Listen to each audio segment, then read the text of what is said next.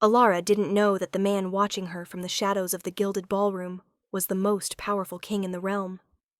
She didn't know that he had already refused 20 noble daughters that evening, or that the golden thread of fate had been pulling him toward her since the moment she stepped through the doors in her borrowed dress.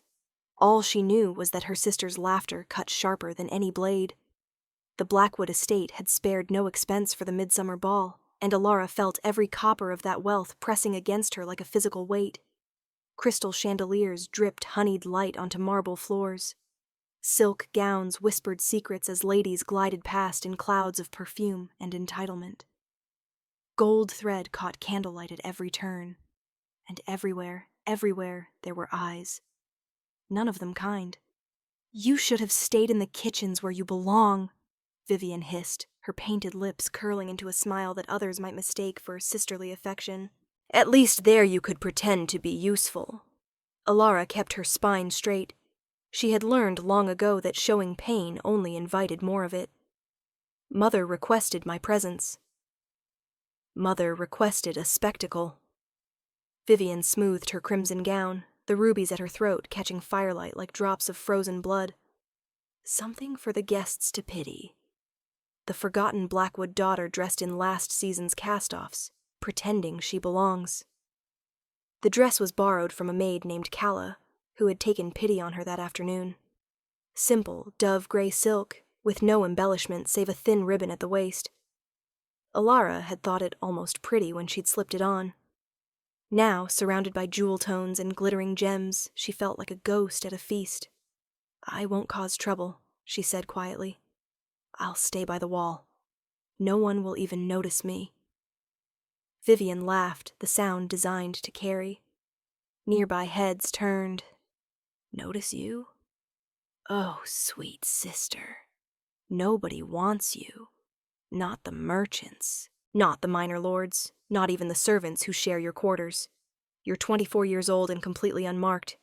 Do you know what that means?" Alara knew. Every unmated wolf in the realm knew. To reach her age without finding a match meant one of two things. Either fate had deemed her unworthy of a bond, or she was so fundamentally broken that no soul could connect with hers. She had stopped believing in fate years ago. Broken, she could accept. "It means I'm free," Alara said, and the words came out steadier than she felt. "No mate to answer to, no bond to chain me. Some might call that a gift." Something ugly flickered beneath Vivian's porcelain surface. Then she recovered, waving a dismissive hand heavy with rings. "Keep telling yourself that, little sister." She leaned in, her perfume cloying. "You're nothing. You have nothing. And when Father finally tires of housing his embarrassment, you'll have nowhere to go. No one will take you in. You'll vanish, and the world will keep spinning as if you never existed at all." She swept away in a rustle of silk, leaving Alara alone beside a marble pillar. The music swelled. Couples took to the floor in a swirl of color. Alara pressed herself against the cold stone and tried to remember how to breathe. She wasn't nothing. She had survived 20 years in this house, survived her mother's cold indifference and her father's quiet cruelty. She had survived Vivian's torments, the whispers of servants who pitied her almost as much as they feared being associated with her. She had survived. But surviving wasn't living. The first time she felt it, she thought she was ill. A strange warmth bloomed in her chest without warning, spreading outward like spilled honey. Her skin prickled. Her heart, which had been beating its usual steady rhythm, suddenly stumbled and began to race. Alara pressed a hand to her sternum, confused. This didn't feel like hunger. It felt like anticipation, like standing at the edge of a cliff in the dark and feeling the wind rise, like the moment before lightning strikes. She looked up. Across the ballroom, through the crush of bodies and the haze of candlelight, a man was watching her. No, not watching. Seeing her. He was tall, impossibly so, broad-shouldered in a way that spoke of power earned rather than inherited. Dressed in black so dark it seemed to drink the light around him, He stood apart from the jewel-toned nobility, like a shadow given form. His hair was the color of midnight, swept back from a face that looked carved from stone. Sharp cheekbones, strong jaw shadowed with stubble, a mouth set in a line that might have been stern if not for the slight curve at one corner. But it was his eyes that pinned her in place. Even from this distance she could see they were pale, ice blue or silver, blazing with an intensity that made her want to run and never stop. She didn't run. She couldn't move at all. The warmth in her chest pulled tight like a thread being drawn taut between them. Like something inside her was reaching for something inside him, straining toward connection with a desperation that frightened her. Ilara had heard stories of the bond, the mystical connection between fated mates that transcended logic or choice or station. She had dismissed them as fairy tales. Now, standing frozen while a stranger's gaze burned through her, she wondered if she had been terribly wrong. The man moved. The crowd parted for him like water around stone. No one jostled him. No one blocked his path. Ilara watched nobles bow their heads as he passed, saw ladies curtsy without daring to meet his eyes. Whoever he was, he commanded a respect that bordered on fear. He didn't look at any of them. His attention never wavered from her. 10 feet away. 5. Close enough now that she could see the silver threading through his irises like veins in marble. The faint scar that traced his left temple. The way his chest rose and fell with carefully controlled breaths. He stopped before her. "You," he said. His voice was low, rough, like gravel wrapped in velvet. "What is your name?" Ilara's mouth had gone dry. She should curtsy. She should lower her eyes, defer, submit. Instead, she lifted her chin. "Does it matter?" Something flickered in those silver eyes. Surprise, perhaps. Or amusement. Or hunger. "It matters to me." "Then you're the first person in this room who cares." The stranger didn't flinch. He tilted his head, studying her with an intensity that made her skin burn. "You're the Blackwood daughter. The one they keep hidden. I'm not hidden. I'm ignored. There's a difference." "There is." He took a step closer, and Ilara's back pressed against the pillar, trapped between stone and heat. "You stood by this pillar for 20 minutes. Not a single person spoke to you. Not a single person asked you to dance. Your own sister publicly humiliated you, while nobles watched and laughed." His jaw tightened. "And yet you didn't cry, didn't flee. You stood here like a queen surveying her kingdom." Ilara swallowed. "You were watching me." "I couldn't stop." The admission hung between them, heavy with meaning. Around them, Ilara became aware of whispers, of eyes turning in their direction. "Come with me." "I don't even know your name." "Rylan." He offered his hand, palm up. She could see the calluses there, earned marks of a man who worked with weapons. "And I'm asking, not commanding." Ilara looked at his outstretched hand, at the strength in those long fingers. The silver ring on his smallest finger bearing a crest she almost recognized, at the vulnerability beneath his stern exterior. She took his hand. The moment their skin touched, the thread in her chest snapped tight. Golden light flickered at the edge of her vision, there and gone in a heartbeat. Ilara gasped and Ryland's grip tightened, steadying her. "I know," he murmured. "I feel it too." He led her through the crowd, through doors she hadn't noticed, into a moonlit garden where roses climbed ancient walls and the music faded to a distant murmur. They stopped beside a fountain. Water sang over weathered stone, and the air smelled of night-blooming jasmine. "You feel it," Ryland said. Not a question. Ilara nodded. She couldn't deny it. Not with his hand in hers. Not with every nerve in her body singing a frequency she had never known existed. "I've waited for this." His voice cracked barely on the last word. "For you. For years. Every ball, every gathering, every treaty negotiation that dragged me to another godforsaken noble house. I was looking. I was always looking. You don't know me. I know you've been hurt. I can see it in the way you hold yourself, like you're always waiting for the next blow. Like kindness is a trick you've learned not to trust. He released her hand, but only to cup her face, his thumbs brushing her cheekbones with devastating gentleness. I know you're strong, stronger than anyone in that ballroom realizes, and I know that the bond between us is real. Alara's eyes burned. She blinked rapidly, fighting against hope. Hope was dangerous. Why me? The question felt ripped from somewhere deep and wounded. I'm nobody. I have nothing. I can't give you alliances or lands or heirs that anyone would accept. You're everything, he said. Like it was simple, like it was true. You're the other half of my soul. I would burn kingdoms to keep you safe. I don't even know who you are. Something shifted in his expression, a shadow passing over the moon. You don't recognize me. Should I? Rylan stepped back. His hand fell away from her face, and Alara immediately felt the loss. The crest on my ring, he said quietly. Look at it. She looked, really looked this time. A wolf's head crowned with thorns, silver on black. The symbol that flew from banners across the northern realm. The symbol of the Alpha King.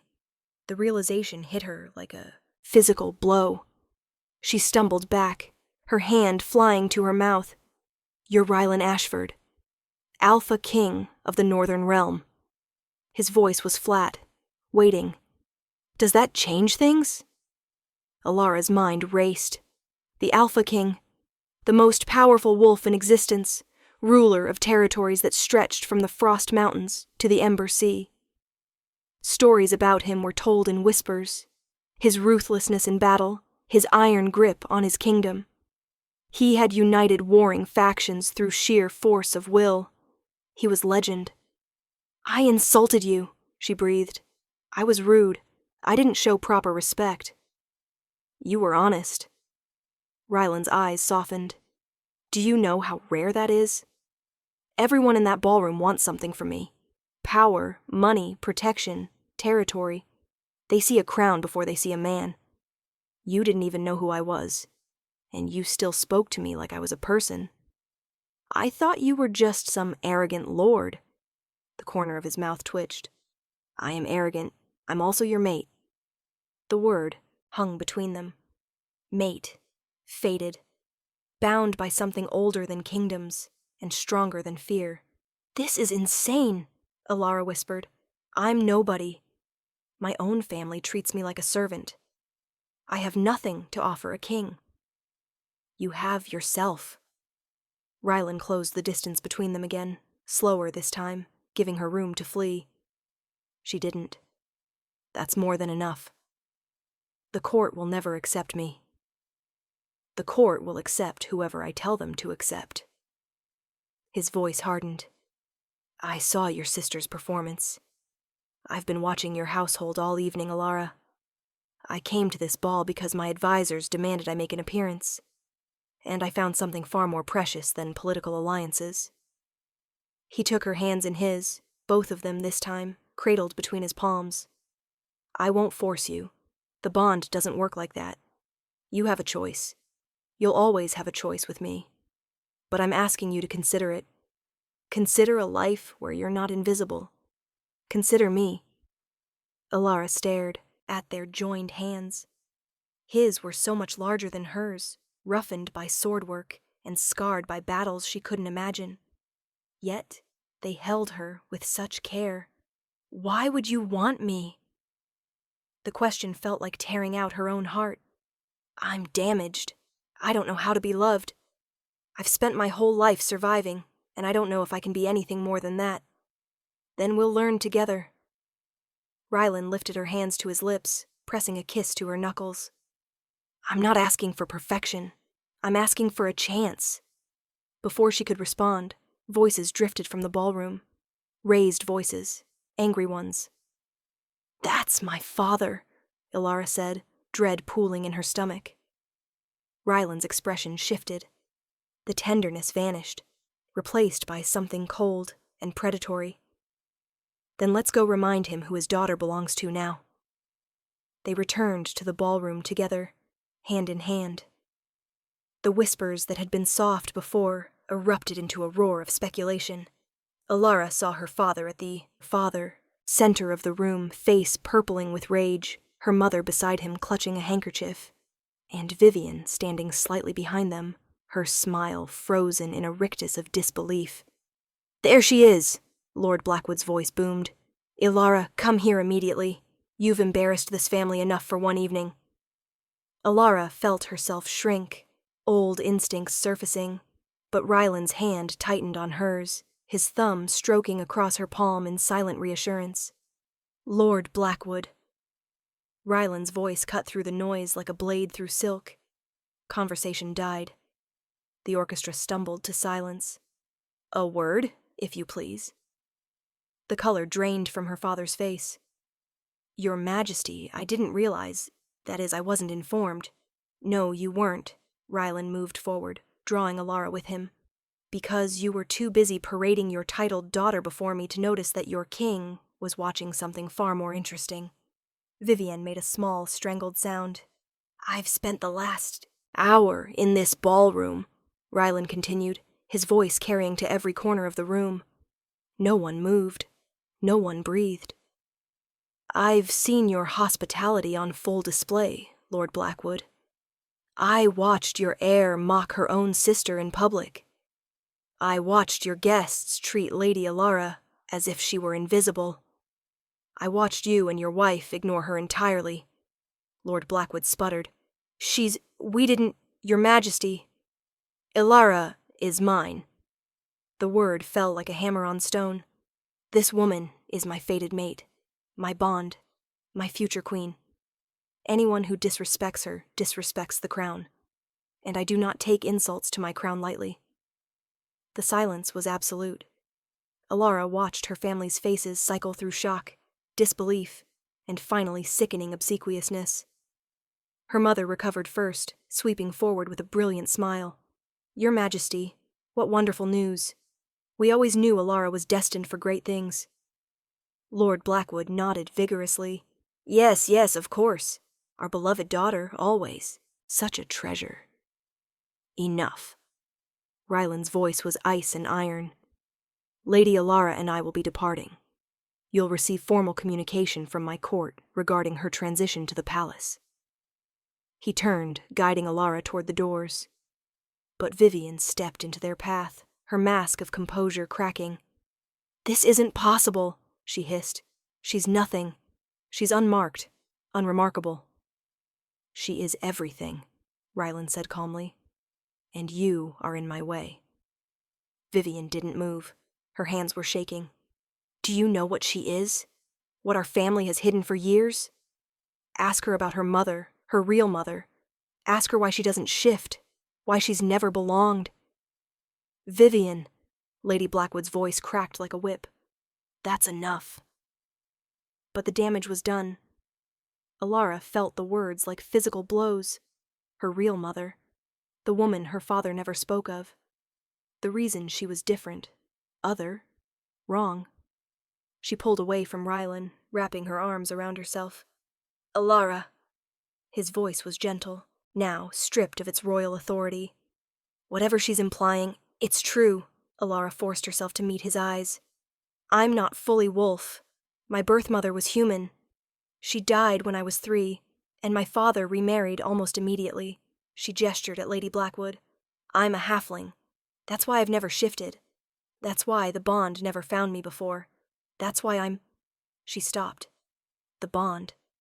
But she had felt it, was still feeling it, the golden thread between them thrumming with warmth and life. Ryland stared at her for a long moment. Then he started to laugh. The sound was unexpected, warm and rich, filling the silent ballroom. "That's it? That's your family's great secret?" He shook his head, something fierce and bright burning in his eyes. "Alara, I don't care if you're half human, half fae, or half mountain troll. The bond doesn't care about bloodlines. It cares about souls." He crossed to her in 2 strides, cupping her face in his hands. I felt you the moment you walked into this room. My wolf has been howling for you since you took your first breath inside these walls. Human blood or not, you're mine, and I'm yours, if you'll have me. Alara searched his face for doubt, for hesitation, for any sign that this was some elaborate cruelty. She found only truth, only love, only a future she had never dared to imagine. Yes, she whispered, I'll have you. Rylan kissed her. It wasn't gentle. It wasn't chaste. It was acclaiming, fierce and hot, and full of promise. Alara gasped against his mouth, and he swallowed the sound, one hand sliding into her hair while the other pressed against the small of her back. The golden thread between them blazed. She could feel it solidifying, weaving their souls together in a pattern that could never be undone. His heartbeat thundered against her chest, matching hers rhythm for rhythm. When they finally broke apart, Alara was trembling. So was he. The carriage, Rylan murmured against her lips. Now, before I do something extremely inappropriate for a ballroom. She laughed, the sound wet with tears she hadn't noticed falling. He kissed those away too. He kept an arm around her as they walked past her stunned family, past the gaping guests, past Vivian's tear-streaked face. At the doorway, Alara paused. She turned back to look at the house that had been her prison for so long. I hope you find your happiness, she said quietly. I found mine. 3 months later, Alara woke to sunlight streaming through silk curtains and the steady rhythm of a heartbeat beneath her ear. She smiled, burrowing closer to the warmth. Rylan's arm tightened around her, his fingers tracing lazy patterns on her hip. Morning, he murmured into her hair. Morning. She tilted her head up to kiss his jaw, feeling the scratch of stubble against her lips. How long have you been awake? A while. I was watching you sleep. That's creepy. It's romantic. He rolled them over, bracing himself above, her silver eyes soft with love. My mate, my queen, still the most beautiful thing in any room. Alara laughed, the sound bright and unfamiliar even now. 3 months of this and she still couldn't quite believe it was real. The palace with its soaring towers and endless gardens. The court that had embraced her with surprising warmth. The people who bowed when she passed, not with pity, but with genuine respect. And Rylan. Always Rylan. Every morning, every night, and all the moments in between. The ambassador from the Eastern Territories arrives today, she reminded him. You have meetings until lunch. Then let's stay in bed until lunch. The kingdom will collapse. Let it. He kissed her nose. I'll rebuild it tomorrow. She pushed at his chest, laughing. Go be a king. I have my own responsibilities. It was true. In 3 months, Alara had found her footing in ways she never expected. She had established a shelter for abandoned children in the lower city, a place where halflings and orphans could find safety. She had begun mediating minor disputes between noble houses, her outsider's perspective proving unexpectedly valuable. She had learned to be happy. A letter arrived for you this morning, Rylan said, suddenly serious. From the Blackwood estate. Your sister, Vivian. Alara stilled. She hadn't spoken to her family since the night of the ball. There had been formal communications, of course, but nothing personal. What does she want? I didn't open it. It's yours to read or burn as you choose. Alara sat up, wrapping the silk sheet around herself. Through their bond, she could feel Rylan's concern, his protective instincts rising. He would rip the letter to shreds if she asked. He would wage war against anyone who had ever hurt her. But that wasn't what she needed. I'll read it, she decided. Later. Whatever poison she's written can't touch me anymore. Rylan sat up behind her, wrapping his arms around her waist and resting, his chin on her shoulder. You're stronger than they ever gave you credit for. I had to be. She leaned back into his warmth. But I don't have to be strong alone anymore. Later that afternoon, after Rylan had gone to his meetings and Alara had spent the morning at the children's shelter, she sat in the palace gardens with the unopened letter in her hands. Her heartbeat steady, no longer racing at the thought of her sister's cruelty. She broke the seal. "Sister, I don't expect your forgiveness, and I won't insult you by asking for it, but I find myself unable to sleep these past months, unable to look at myself in the mirror without seeing the creature who tormented you for so many years. I was jealous. I have always been jealous of you, though I could never admit it. You had something I could never possess. Peace within yourself. Even when we hurt you, even when the world was cruel, you remained kind. You remained you. I told myself I hated you because you were weak. Now I understand that I hated you because you were strong in ways I could never be. I don't ask for reconciliation. I don't deserve it. But I wanted you to know that you were right that night at the ball. I hope you found your happiness. I hope the king sees in you what I was too blind to recognize. I hope someday I can become worthy of being called your sister." Vivian Alara read the letter twice, then a third time. Then she folded it carefully and tucked it into her pocket. Perhaps someday she would write back. Perhaps healing was possible, even for wounds this deep.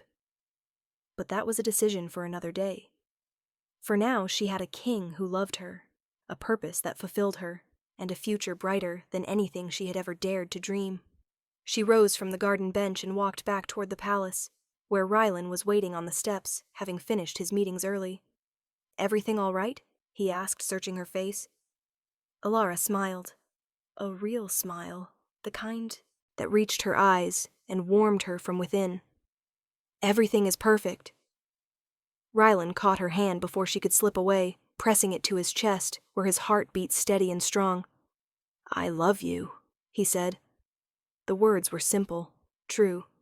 He said them often, like he was making up for all the years she had gone without hearing them. "I love you too." She kissed him there on the palace steps, where anyone could see, where the whole world could witness what they had built together. Through the bond she felt his joy singing back to her, golden and warm and infinite. Through the window behind them she could see the palace gardens in full summer bloom, the city sprawling beyond the walls, the mountains rising in the distance like ancient sentinels. A new life, a new beginning, all because a king had crossed a ballroom for a girl nobody wanted.